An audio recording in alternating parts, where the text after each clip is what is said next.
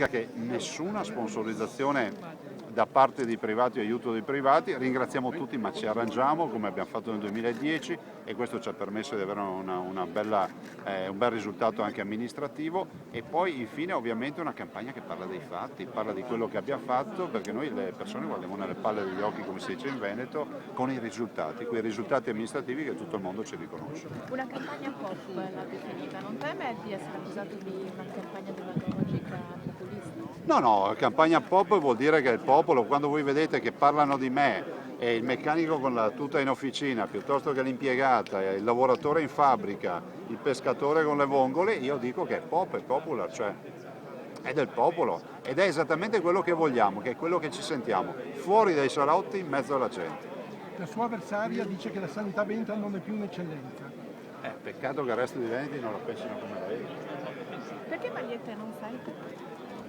Boh, perché comunque io penso che, visto e considerato che si voterà schifosamente il 31 maggio, che è veramente una porcheria scegliere quella data, farà caldo, quindi le felpe non si portano. Perché questo slogan non voti Zaia?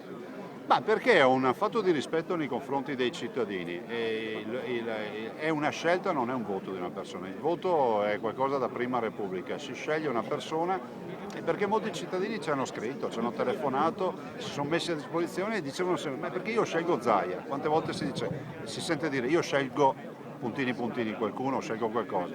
E allora a noi è piaciuta questa idea perché è una campagna che faranno direttamente i cittadini, non faremo noi, non ci sarà il candidato che parla di se stesso, ma saranno gli altri che parlano del candidato. E questa è una grande novità anche dal punto di vista comunicativo perché non c'è mai stato. La battaglia per l'indipendenza come proseguirà?